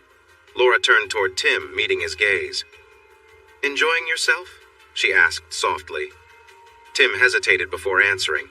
"Maybe a little. It seems like you didn't mind either." Laura smiled, though her tone remained light. "I have no idea what you're talking about. I just didn't want you falling asleep at the wheel." Tim wasn't sure what to make of that, but before he could say anything else, Laura added, "You know, I wasn't really trying to mess with you. I was just keeping things interesting." Her comment made Tim wonder what was really going on, but he didn't push it any further. They sat there in silence for a moment longer, the unspoken tension lingering as the night went on. "I could have made you feel worse than that little girl did, but I didn't want you to spend the whole night knowing I was with Will and you couldn't be with me." "It was a nice kiss, Laura, but come on. The kiss that girl gave me was something else. You really think you could have done better?" he murmured close to her ear. Laura leaned in a bit, turning towards him. Tim noticed and felt welcomed. He quickly wrapped his hand around her waist. "You feel nice, but that girl—" "She doesn't have what I have and doesn't know what I know," she replied, pulling him closer. Tim leaned in, kissing her gently. At the same time, he brushed his fingers along her side. She unbuttoned another button on her blouse and pulled him closer again. He sank into the moment, feeling the thrill of connection between them. Laura pulled him closer and kissed him deeply, their lips moving together. She seemed to forget everything else around them in the excitement of it all. Tim was caught up in the warmth of that moment, lost in how good it felt. His thoughts were a mix of excitement and confusion as he realized her husband was right there beside them. He knew it was wrong, yet everything felt so right. What began as harmless flirting had escalated and he felt a strong bond with her. He pulled away slightly, but she quickly sat up, smirking at him. "Okay, Timmy, tell me, how does that kiss compare to your little college girl?" Tim paused, taken aback by her question. Then it clicked. "So you did that just to overshadow Serena?" "Well, that's not the only reason. We owed our spouses after that kiss from Guilty Will. He finally admitted to it after a week," she said as she straightened her clothes. "You're not bad at kissing," she teased with a playful smile. "I always wondered about your reputation. You're decent to look at, but you've never made me feel overwhelmed." "That's not true," Tim responded quietly. "You were definitely enjoying it. I could tell. Maybe I did. Maybe I didn't. But someone had to stay in control." Tim leaned in and kissed her again, more firmly this time. She let out a small sound of approval. As they kissed, Tim's hand gently moved along her leg. She leaned into him for a moment before pulling back slightly. She smiled and said, "You really can't get enough of this, can you? Now let's focus. We need to get my husband inside. That's as far as this goes for now." The next morning, Tim woke up with a pounding headache and a queasy stomach. A couple of aspirin and a big glass of water helped him feel a bit better. His sons were quietly watching cartoons in the living room. Laura was in the kitchen looking fresh and energetic. She had been frustrated the night before since she didn't get to drink, but today she seemed pleased. Tim watched her moving around, preparing breakfast. She wore a light robe and slippers. He walked up behind her, put his hands on her hips, and kissed her neck. "Good morning, beautiful. I really enjoyed that kiss last night. Can I get another one this morning?"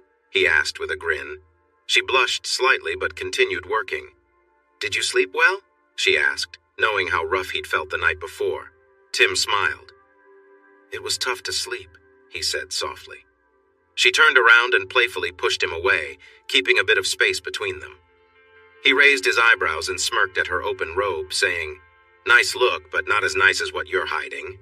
She gasped, quickly closed her robe, and turned bright red. "Dear, you really can't keep showing off to guests.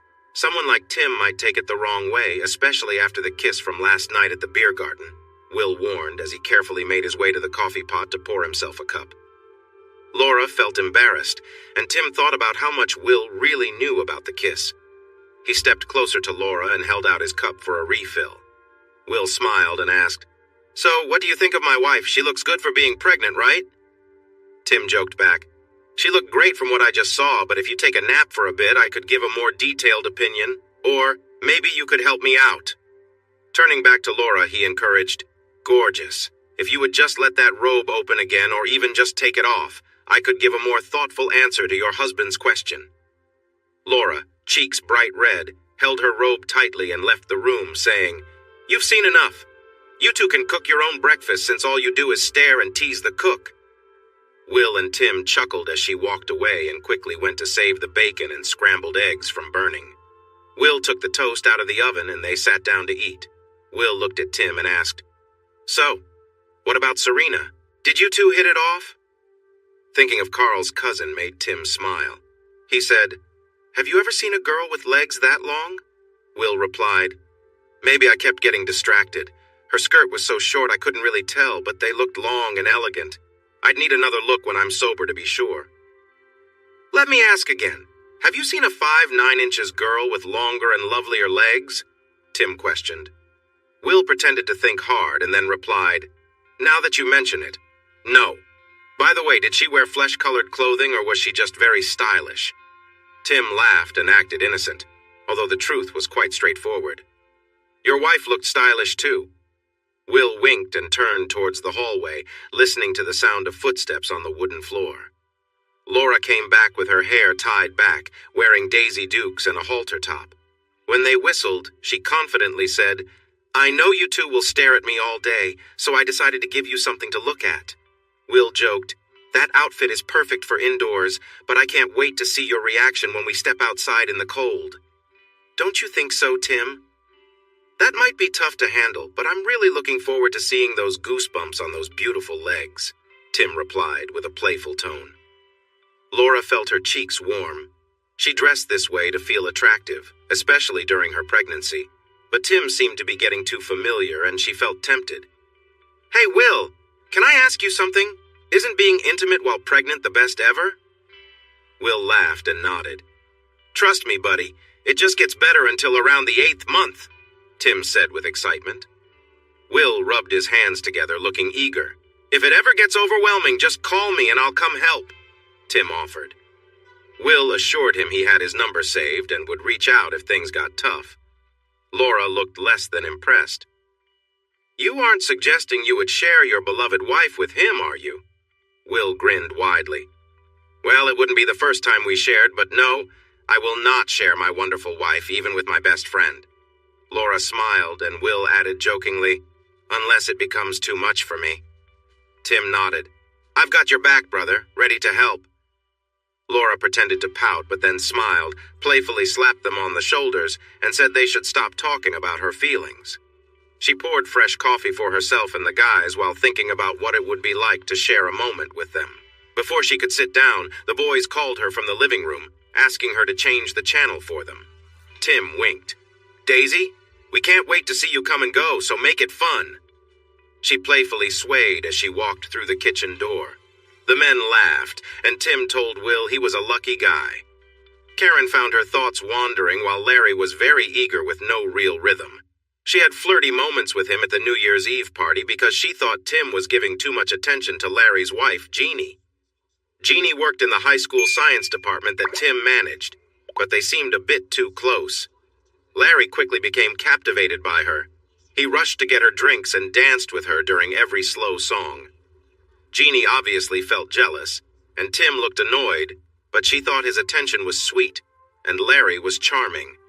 When Tim complained, she pointed out that he was acting the same way with Jeannie, which quieted him down. She was right. There was something between them. Larry started calling her after she got home from work. Just like before, their conversations quickly became intimate. They began sharing personal fantasies and felt more connected with each other. She enjoyed having this power over him, especially since he had a charming wife who her husband liked. She thought it would be a good idea to invite Larry to the next gathering. Larry saw himself as quite the charmer, but she soon found out that he didn't bring much to their time together. He lacked skill, moved too quickly, and seemed uninterested in ensuring she was happy. The others she had been with, though not perfect, had treated her with care and had appreciated her. Larry didn't seem to understand how to make things enjoyable. While they were together, she wondered how he ended up with someone like Jeannie. Fortunately, he was quick to finish, only lasting about 7 or 8 minutes.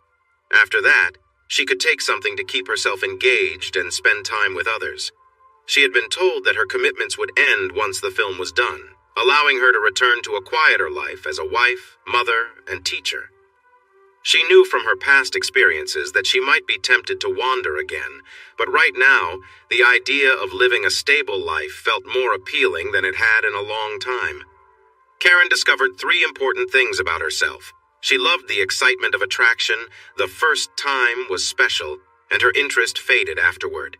She felt exhilarated when she first connected with JW, and again with Steve and JW together on the same bed. This led her to think that more could mean more fun, so when Frank asked for a turn at the gathering, she was willing to see if that was true. Being with Frank didn't thrill her much, but with 3 men working together, she finally felt joy.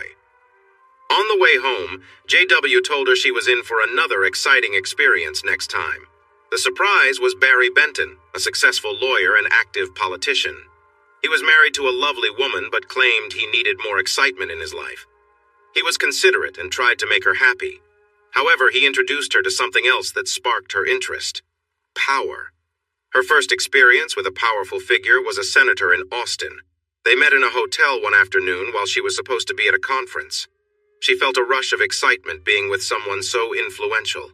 In truth, he wasn't anything special, but the excitement made it feel important, and she wanted more.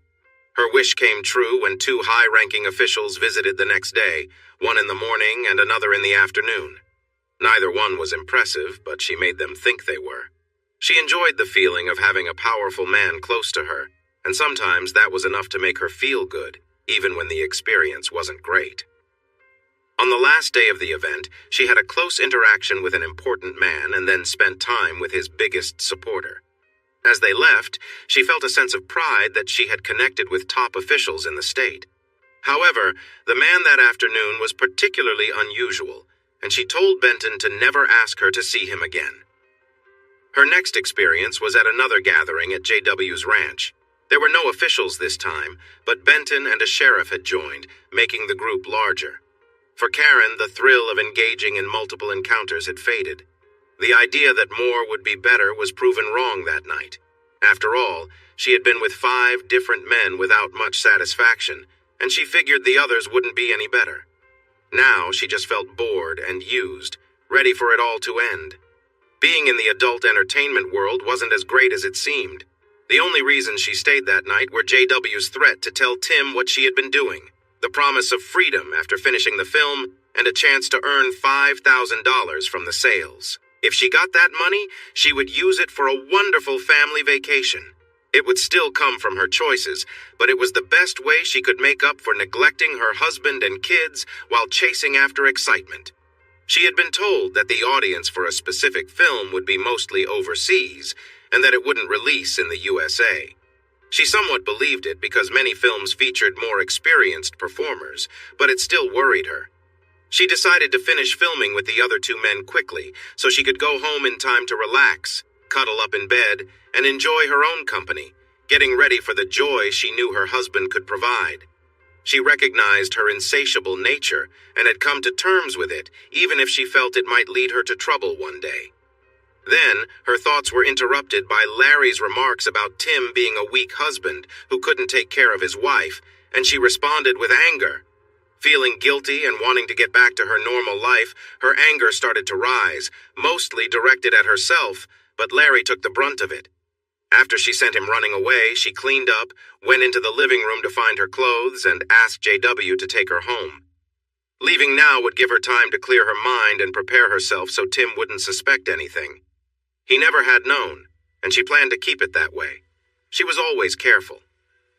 They all tried to persuade her to stay, using both friendly talks and strong words, but the only reason she found convincing was JW's promise that filming a specific scene tonight would mean they only had one more short, fully clothed scene left before Beauty and the Beasts was done, and she could be free from her commitments. After having another drink and taking a moment to calm down, she agreed reluctantly.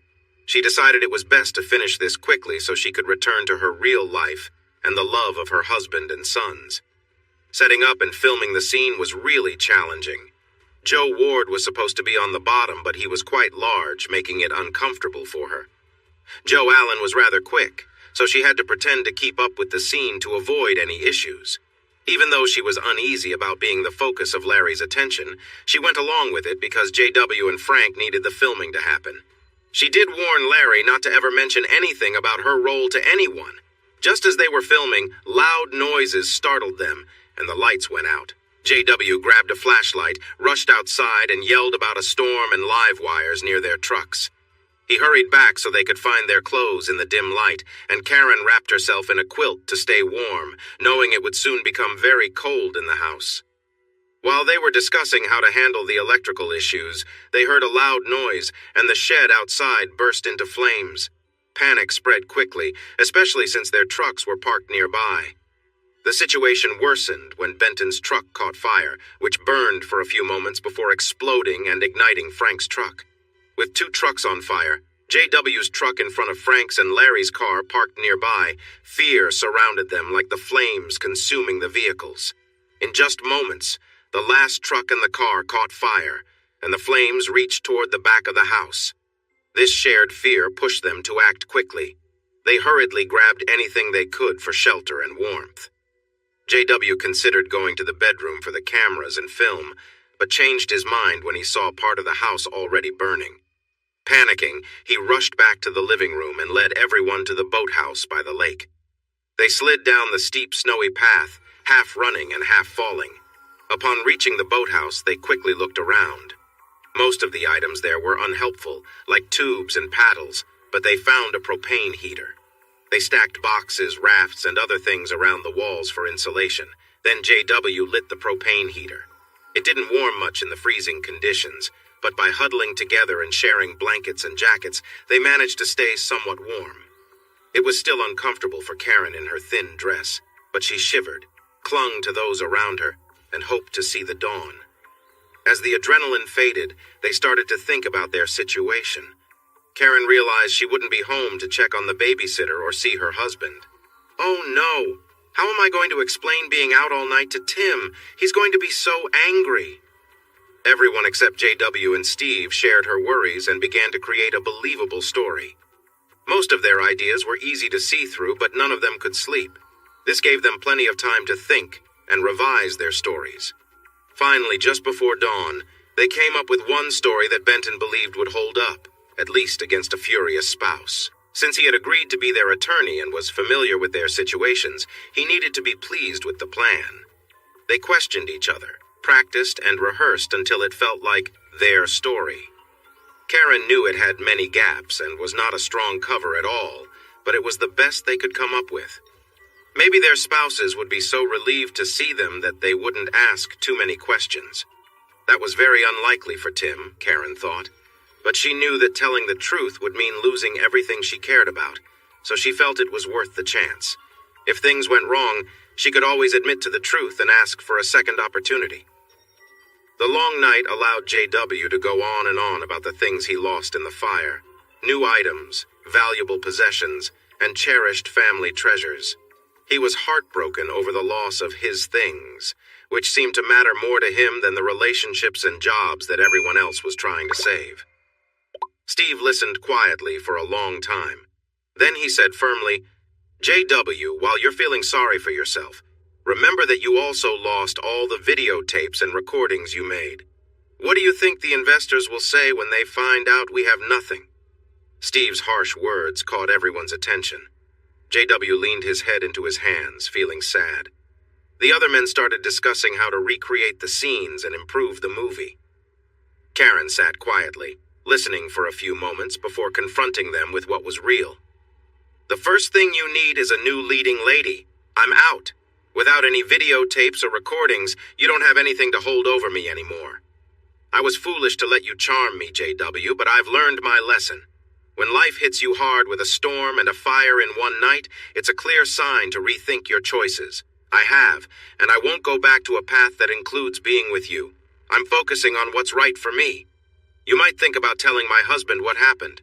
Frank, you might want to threaten my job, but I assure you if you mess with me, the trouble you'll face will be far worse than what happened tonight. I don't know how I got into this situation, but none of you can compare to my husband, so don't come near me again.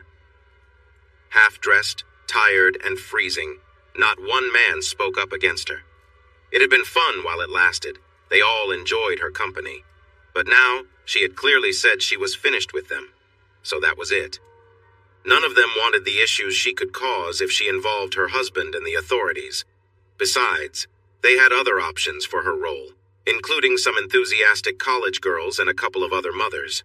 After the storm, they would still have to deal with the cold reality of explaining why they had been out all night during a winter storm, leaving their families alone and vulnerable, not to mention the burned vehicles in JW's house. As dawn broke, another wave of trouble awaited the group hiding out in the boat shed at the Rogers Ranch. Daylight didn't mean they were safe or that they would soon go home to their families, but it did mean they were closer to being safe. And that much closer to having to tell their unbelievable story to their worried loved ones. On a late Saturday afternoon, an Army helicopter from Fort Hood was searching for people trapped in vehicles when it spotted a burned house and shed, along with some people waving near the lake. A rescue team from law enforcement, along with an ambulance, was sent to make sure the fire survivors were okay. They found that all were suffering from cold and dehydration, but one woman was in the worst condition because of the light dress she wore. Everyone was taken to the nearest hospital for treatment. The others received care for frostbite and dehydration, but Karen had to stay overnight for further checks. The doctor who saw her noted something troubling and asked a nurse to check if she had been harmed and to take some samples regardless of what she said. Karen said she hadn't been harmed but agreed to be cleaned up. The nurse quietly took the samples and cleaned her, knowing that something had happened, either by force or willingly with others. With phone service and electricity still limited, Karen could only lie in her hospital bed, hoping her family was safe, that her marriage was okay, and let her tears flow. When Karen was released early Sunday morning, a police officer came to give her a ride home. She wore borrowed hospital scrubs and a light jacket, and since it was very cold, the officer turned the heater on high during the drive. Despite her situation, the officer noticed her beauty and how even loose clothes looked good on her. When they reached her house, the young officer helped check if anyone was home. Finding no one, he made sure she would be warm by building a big fire in the fireplace. Just before he had to leave for another call, he asked if she was okay and reassured her that he didn't know where her husband was or how to reach him. He informed her that phone service should be back by tomorrow at the latest, and that electricity might be restored later that day. After he left, she found a note on the kitchen table. She read it, and tears filled her eyes. Karen, if you are interested, the boys and I are fine. I have taken them to stay with some relatives who have electricity. There are many things I need to ask you, but let's start with these. Where were you? Who were you with? How long has this been happening? Why? If you are back, meet me at Andy Robbins's office when school ends on Monday. Be ready to tell me the truth. You will only have one chance. Since I will be with my family, You should bring your lawyer. Tim. The tone of the message made it clear that he knew. Panic filled Karen. How could he have found out? She worried that Sharon, who almost idolized him, might have mentioned the nights she babysat, and being the cleverest person she knew, he could easily put the pieces together. If so, it was up to her to change his mind using her charm, his love for her, and his love for the kids to make him believe the stories she and her friends had made up. She could not lose her husband and family because she desired something new. She told herself that from this mistake, she had learned she truly loved her husband, that he was the only man who could fulfill her in every way. It may have been the wrong path to understanding, but now she knew. From this day forward, she would be the best wife and mother she could be for the rest of her life. With that thought keeping her calm, she sat by the fire, wrapped in the cozy quilt they liked to use while watching TV, and practiced the story she would tell to ease his worries and bring him and their sons back home. Jimmy read the report about the rescue of Karen and the 7 men when he arrived for duty. He knew this news would confirm Tim's concerns, but he had promised to inform him. Andy Robbins looked worried and shook his head in disappointment as he shared details of the rescue but asked no questions. Jimmy explained to the lawyer about the health issues that caused Karen to stay overnight in the hospital and that she was now home recovering. He let Andy know that emergency responders expected electric and phone service to return soon. He asked if someone would check on Karen or if the police should add her to their list of people to visit. Andy said it was only a few blocks away, so he would check on her regularly until power was back on. After Jimmy left, Andy put on his winter gear and carefully made his way to the Kelly home. The joy on Karen's face when she opened the door faded to worry when she saw Andy. She invited him inside, moved 2 chairs near the fireplace, and asked him to sit and talk with her. Karen was glad she had changed into nice but modest jeans and a sweater, hoping that Tim would come home when he found out she was there. Andy was Tim's good friend, but she had noticed the way he looked at her when he thought no one was paying attention. She planned to use his feelings to get information. Sitting nicely but close enough for him to notice her, she moved her chair nearer to the fire. She was close enough that he could smell her perfume. With a worried yet innocent expression, she asked Andy where Tim and the guys were and how she could talk to him. He replied that he didn't know, but Tim would call when the phone was working again. Karen's disappointment was clear, but she quickly smiled and said how happy she would be to see her sons and husband again. The look Andy gave her made her frown a bit. She said, "Andy, I know you have questions, just like Tim does. I won't tell the whole story until I'm with my husband, but I promise it's not what it seems." "Karen," Andy said gently, "the officer told me about you being stuck overnight, the house and cars on fire. That explains why you didn't come home, but why did you leave your kids with a babysitter to go off with 2 coaches Tim doesn't trust for a trip that didn't even happen?" Karen's heart raced, but she stayed calm. She answered honestly, "Andy, we really were going to watch the game. It was important for the team's chances.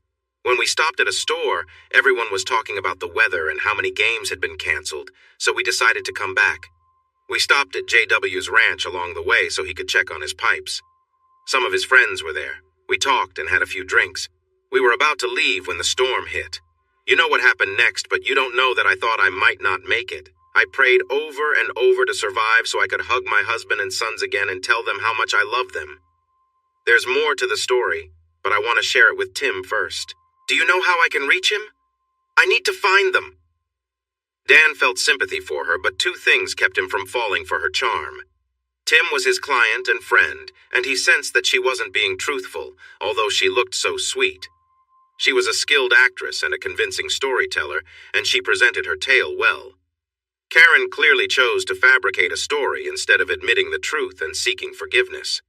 Tim had witnessed the events, and his refusal to believe any more lies would be a problem for her if she persisted.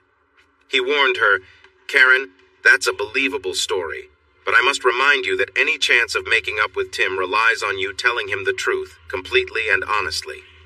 I don't know how much he understands or how much he thinks, but your version does not match what he believes happened, and Tim is not easily fooled."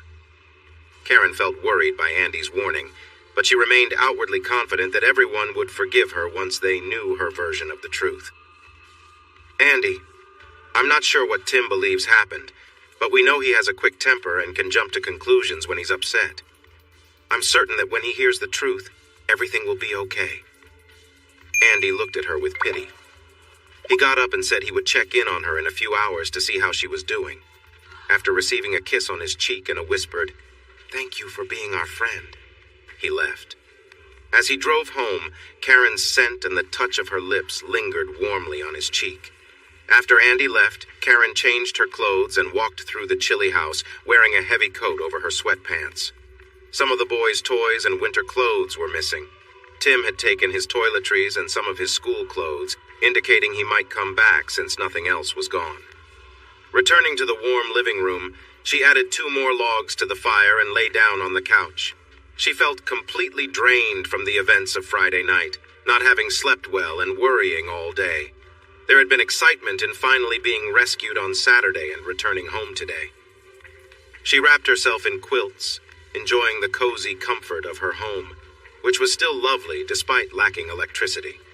Someone had filled several pitchers and 2 large jugs with water, allowing her to drink freely and even flush the toilet when needed. She appreciated the little things, thinking how nice they were. As she relaxed, she drifted off to sleep. Her first dream took a dark turn, waking her in distress. It began happily. She was sitting at a table with her husband and 5 other men. The men took turns bringing her drinks and enjoying light-hearted moments with her. While dancing, they found ways to brush against her, which felt uncomfortable and unsettling. The woman felt conflicted, enjoying the attention but deeply worried about how Tim was handling the situation. She asked him why he wasn't stepping in, and he responded that it was her life and her choices, which made her frustrated. Wanting to provoke a reaction, she began acting more boldly with the others. Eventually, one of the men led her back to the table, but instead of sitting her down, he lifted her onto the surface. He stood close to her, wrapped his arms around her, and kissed her passionately. Her husband watched the scene but did nothing since she wasn't resisting. As the man became more forward, a tense atmosphere built around them. Despite the situation escalating, her husband chose to leave rather than intervene. The event took a toll on her, and when she was alone, she felt a deep sense of confusion and fear. She woke up drenched in sweat, shaking, and overwhelmed with sorrow. She cried until the terrifying images in her mind started to fade. She realized it was just a bad dream, but she worried that if Tim knew what she had done, he would look at her the same way he did in her dream. He would turn away and leave her behind, just like in her nightmare. After she cried for a while, she gently fell back asleep and managed to avoid any more bad dreams. A soft afternoon light filled the room when she woke up an hour later to a knock at the door. Still feeling sleepy and a bit mixed up, she hurried to the door. When she opened it, she found Andy standing there with a big thermos and a sandwich wrapped in silver foil. "I brought you a ham, egg, and cheese sandwich and some coffee," he said. "How was your nap?" Karen knew she probably looked a mess. She hadn't even brushed her hair before answering the door and had slept in her clothes. "Thank you, Andy. Can I wash up first and then join you for coffee and food?" He grinned at her and tilted his head, saying, "Why, you look great to me." She laughed and quickly went to the bathroom. The mirror showed her she was far from looking great, so she set to work to freshen up. Once her hair was tidy, she put on a little makeup and changed into a nice sweatsuit. She went back to the living room. Andy was adding logs to the fireplace, and when he turned to see her, his expression showed he liked how she looked. He offered her a cup of coffee with cream and sweetener, just how she liked it. She thanked him and eagerly enjoyed the sandwich. "I'm sorry for eating so quickly, but I was really hungry. I don't remember the last time I ate. Thank you for being so thoughtful." Andy was trying hard not to stare at her beauty, and he focused on not letting himself be too taken in.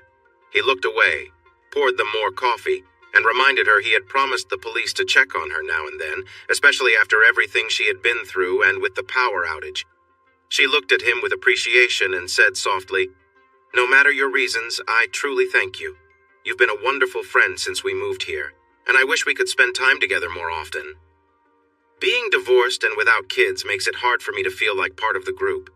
You all didn't push me away. I stepped back. I've been busy searching for my wife and kids and wondering what I might have done wrong. I haven't been the best company lately, and I didn't want to bring my troubles around you all. Don't feel bad about me not joining in more. It was my choice that led to my absence, not anyone else's. Karen realized that her decisions might lead to her being left out. She needed to convince Tim and Andy that her missing Friday night was just a matter of bad luck and that nothing wrong had happened. She worried that their sharp minds would see through her story, which she had created under pressure with the less thoughtful guys at the boathouse. She thought it would help to have an ally when she faced them, and she remembered that Andy had always shown interest in her. Maybe, just maybe, she could win him over. "Andy," she said gently, "it's getting warm in here with the big fire and the sun shining through. This fleece is a bit too much. Do you mind if I change into something more comfortable?" He said it was fine, so she quickly went down the hall to her closet. She wanted to look nice, but not obvious. What should she wear? She decided on a comfortable outfit. No bra, red underwear, a hoodie, and loose shorts. The white pullover would show off her figure nicely, and when she sat, the shorts fit well, highlighting her slender legs. After checking her reflection and darkening her lipstick a bit, she felt she had found the right balance. Attractive, but not too much. When she returned, Andy was by the sliding glass doors, looking outside at the melting snow. His expression showed he agreed with her look. She moved an old love seat closer to the fire, sat down, and invited him to join her, which he did. She angled her legs toward him, her knee just brushing against his. She began talking excitedly about how much stronger the winter storm had been than expected and how it caught many people off guard. Andy seemed a bit unsure about their closeness and the direction of the conversation, so she changed subjects and asked when the basketball team would play their postponed game. Andy explained that they wouldn't be playing because the top team had already played and won, so there were no playoff stakes, and it would be tough to find referees for a sudden game. "Oh, I really wanted to see them play again. His team has improved so much this year. They really give their all, and he coaches them wonderfully. Everyone loves him, you know? He's been named Teacher of the 6 weeks several times and even Teacher of the Year in our first year here," she said proudly. In her excitement, Karen innocently moved her knee closer to Andy's leg and placed her hand on his arm as she continued praising her husband. Andy looked a bit uncomfortable but didn't pull away. "Now, Andy, let's talk about you. How are you doing? I know you're trying to move on from the divorce and focus on getting your kids back, but I sense there's still sadness in you, Andy." "Are you really okay?" Karen asked gently, placing a comforting hand on his leg, letting it rest there. Andy didn't move her hand away. With a heavy sigh and sorrow in his eyes, Andy replied, "I'm managing as best as I can, Karen. Catching them in the act hurt deeply, and the divorce was rough. Losing my kids was the hardest part.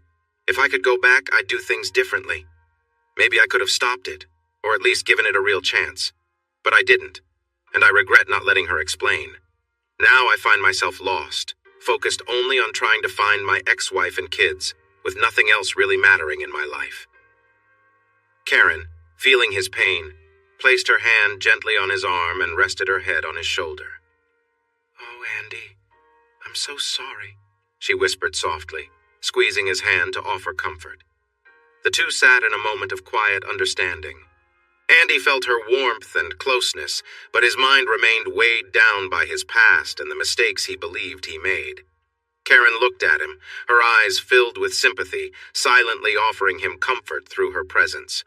He leaned in and kissed her gently, finding a small moment of peace in her support. Karen returned the kiss softly, wanting to help ease the pain she could sense in him. It was a tender, quiet moment, full of unspoken emotions. They sat there together, quietly sharing a simple connection in the midst of Andy's sorrow. Karen and Andy sat together, enjoying each other's company when they found themselves sharing an intimate moment. As their feelings deepened, Karen flirted playfully, and they shared a few tender kisses. Andy, however, soon realized that things were getting a little too intense. Feeling the need to step back, he gently pulled away, saying he had to leave. Karen, trying to keep things lighthearted, gave him a friendly smile and playfully asked him to stay a little longer. But Andy, feeling conflicted, insisted it was time to go and quickly made his way out the door. Left alone, Karen sighed and composed herself, returning to her daily routine. She took a moment to relax in the quiet room, gathering her thoughts. After a while, she got up and went about her day, leaving the encounter behind her as just another fleeting moment. The scene passed quietly, and Karen moved on with a sense of peace. The brief encounter was now just a memory, and she was ready to focus on what came next in her life. She lay on the couch, deep in thought about her relationship with Tim. She wished they could have fun like they used to, but lately, things had changed. It felt like their roles had reversed. In the beginning, Tim was the adventurous one, always full of energy and ideas. He had experienced so much before they met, while she was still figuring things out. Now, she was eager to explore and connect more deeply, but he seemed hesitant. As she remembered their early days, a smile touched her lips. There was something special about how Tim had broken down her walls. She had planned to take things slow, but each time he held her, all her plans melted away. His presence made her feel safe, and she couldn't help but be drawn to him. On their third date, things moved forward in a way that surprised her. They shared moments of closeness, and despite her nerves, she found herself trusting him more with each touch. By their fourth date, they were growing closer, and she began to let go of the reservations that had once held her back. On their fifth date, Tim invited her for a weekend getaway. They had dinner, danced, and shared soft moments together. It felt natural, like they were building something special. When they finally went up to the room, Tim was gentle, making her feel cared for. His touch was soft, and every moment with him made her feel more connected. He seemed to know her in ways she didn't even know herself, and for the first time, she realized how much she had been holding back. It was a moment of clarity for her, understanding that it wasn't about rushing, but about truly being present with someone she trusted. Looking back, she realized how much she had grown since then, and how much more she wanted to share with Tim. She longed for them to rediscover the connection they once had, hoping they could move forward together. She had always believed in saving herself for marriage, but after her wedding night, she found herself questioning that choice. Instead of pride, she felt a strange regret for not having explored relationships more in the past. The happiness and excitement she felt with her husband were beyond anything she had ever imagined, and she found herself constantly drawn to him. The guilt from her upbringing and the pressure to wait until marriage faded as her experiences with him grew. Even moments of doubt couldn't stop her from looking forward to their time together. As the relationship progressed, she sometimes wondered about the other men who had once shown interest in her, but she knew deep down that she and Tim were meant to be. They soon got engaged, married, and had 2 children. During her pregnancies, her emotions were all over the place, and her desire to be close to Tim grew stronger, though the physical changes eventually made it difficult for her. Despite everything, her body quickly returned to its previous state after childbirth, though she noticed some changes. After 4 years of marriage, her desire to be close to Tim hadn't diminished. She was often the one to initiate intimate moments, and even though they spent a lot of time together, she sometimes found herself wanting more. Unfortunately, these feelings led her to consider new experiences with others. She caught herself thinking about how different it would be with someone else. Her curiosity grew, and she started to imagine the excitement of drawing someone in and the thrill of the unknown. The first time she acted on these thoughts, it was a whirlwind of emotions. She had gone out dancing with Tim and some friends when she ended up talking to 2 men who were paying her a lot of attention. They complimented her and made her feel desirable. Caught up in the moment, she left the party for a while, feeling a rush of excitement and recklessness. Later that night, overwhelmed by everything, she found herself in a situation she hadn't planned. The experience was new, confusing, and full of mixed emotions. She quickly realized how far things had gone and was left with a lot to think about. Karen didn't enjoy her time with the 2 men as much as she hoped. Feeling unfulfilled, she excused herself to the restroom to take a moment alone and calm herself down. After freshening up, she returned to the table, only to be met with questioning stares. She brushed off their concerns, explaining that she felt a bit unwell from the food and drinks. While some of the men seemed to accept her story with understanding, the women weren't so easily convinced, casting cold, skeptical glances her way. Despite the tension, Karen felt a sense of relief. She had gotten away with bending the rules, and the thrill of secrecy was what really excited her. Though her earlier experience didn't live up to her expectations, the excitement of stepping out of line was something she couldn't shake off. The desire to test boundaries again grew stronger inside her. She noticed that the women were becoming more suspicious, but they were also getting more relaxed with their drinks. Karen, on the other hand, paced herself, playing along with her husband and letting the night flow. The group was having fun, and there was a lot of playful energy in the air. Karen, however, was careful, keeping an eye on her moment. As the night wore on, Tim's best friend, Will, along with his two brothers, seemed particularly interested in Karen. She could tell from the way they lingered near her. While they danced together in the dim lights, their actions hinted at their intentions. Karen flirted back, subtly encouraging them while whispering softly to keep the playful mood going. At one point, Karen found herself alone with Will when his wife and a few others headed to the restroom. He quickly led her outside, where he kissed her with intensity. Before things could escalate, though, a couple of people stepped outside for a smoke, unknowingly interrupting them. The moment was broken, and Karen found herself quickly pulling back from what could have gone further. The interruption saved her from making a decision she might have regretted, though the excitement still lingered. Later, Karen found herself drawn into another risky situation. She flirted with one of the younger coaches she knew from a previous school district, and eventually got involved in an affair with an old flame, now married. The relationship quickly became complicated and nearly cost them both their marriages. They were almost caught when a family member stumbled upon them during one of their secret meetings, but they managed to cover up the situation just in time. Through all these close calls, Karen's thrill-seeking behavior never quite let up, and she continued to test the limits of what she could get away with. She thought she might get caught, but luckily, no one came to check the truck.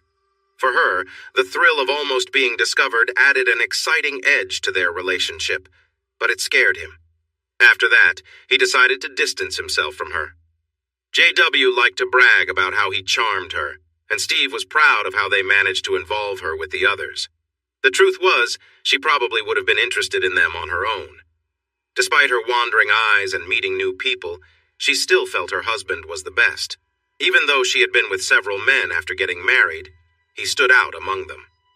Tim had a way of impressing her, both with his looks and strength, but even his efforts could only satisfy her for a while. She often found herself relying on other ways to fill the empty spaces in her life, despite the time she spent with her husband and others. She had a routine balancing her life between her husband and other encounters, but she always found herself seeking more, never fully content. "I'm always wanting more, aren't I?" she whispered to herself as she tried to calm the restless feelings she had inside. Thanks for watching this video. Don't forget to subscribe to Infidelity Plus to stay updated with more captivating tales of infidelity and payback. Turn on notifications so you're the first to see our latest content.